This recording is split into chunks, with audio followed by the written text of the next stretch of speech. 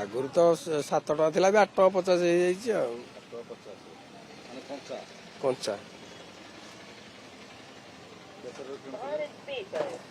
ଆଗରୁ 7 ଟଙ୍କା ଏବେ 8.50 ହେଇଯାଇଛି ଆଉ। 1.5 ଟଙ୍କା ଅଣ୍ଡା ପିଛା ପଡିବ। ବଢି ଯାଇଛି।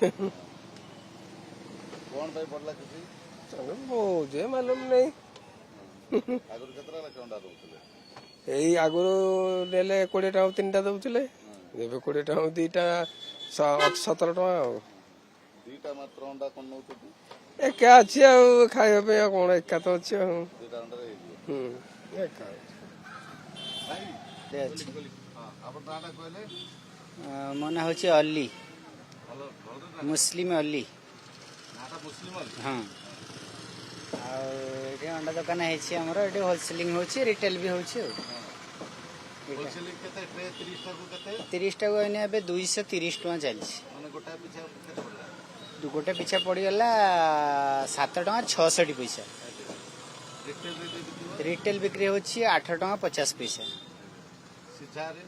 ସିଝା 12 ଟଙ୍କା। ସିଝା ଆମେ ତ ବିକ୍ରି କରୁନୁ, ଯୋଉମାନେ ସିଝା ବିକ୍ରି କରୁଛନ୍ତି ସେମାନଙ୍କର କ'ଣ ବିକ୍ରି କରୁଛନ୍ତି ଆମେ ସେ କଥା କହିପାରିବୁନି। ଆମ କଥା ଆମର ଯାହା ଅଛି ଆମେ ସେଇଆ କହିବୁ। ହଠାତ୍ କାହିଁକି ଅଣ୍ଡା ଦର ବଢିଗଲା? ଅଣ୍ଡା ହଠାତ୍ ମାନେ 7 ତାରିଖଠୁ ଧୀରେ ଧୀରେ ପିକ୍ ନେଇକି ଆଜି ପହଞ୍ଚିଗଲାଣି 8 ଟଙ୍କା ପର୍ଯ୍ୟନ୍ତ ପହଞ୍ଚିଗଲାଣି ଅଣ୍ଡା। 7 ତାରିଖରୁ କଣ୍ଟିନ୍ୟୁ ବଢୁଛି। ହଁ ନା ପର ପିସ୍ ପିଛା କେତେ ଲେଖା ପଡିଲା? ପ୍ରଥମେ ବଢିଲା 10 ପଇସା, ତାପରେ 15 ପଇସା, ତାପରେ 5 ପଇସା, ତାପରେ 5 ପଇସା, ତାପରେ 10 ପଇସା, ଏମିତି ଧୀରେ ଧୀରେ ଷ୍ଟେପ ବାଇ ଷ୍ଟେପ ଆଗକୁ ଆଗକୁ ଚାଲିଲା। ଏବେ 7 ତାରିଖରେ କେତେ ଥିଲା? 7 ତାରିଖରେ ଥିଲା 6 ଟଙ୍କା କେତେ ପଇସା, ନେଟ୍ ଦେଖିବାକୁ ପଡିବ ଆଜ୍ଞା, ମନେ ନାହିଁ ପୁରା। ପ୍ରଥମେ ଥିଲା 7 ତାରିଖରେ ଥିଲା 6 ଟଙ୍କା 70 ପଇସା, ବର୍ତ୍ତମାନ ବଢିକି ହେଇଯାଇଛି 7 ଟଙ୍କା 20 ପଇସା।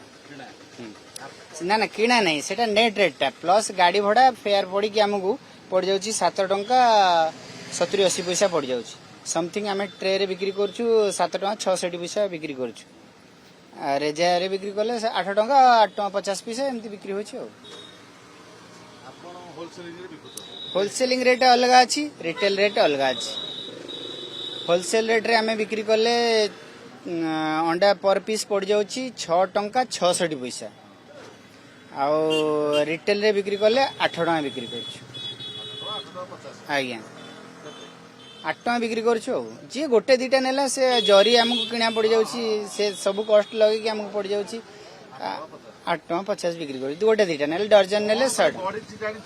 କ'ଣ ପାଇଁ ବଢିଛି ଆମେ କହିପାରିବୁନି, କିନ୍ତୁ ଏ ସିଜନରେ ବଢିବା କଥା ନୁହଁ।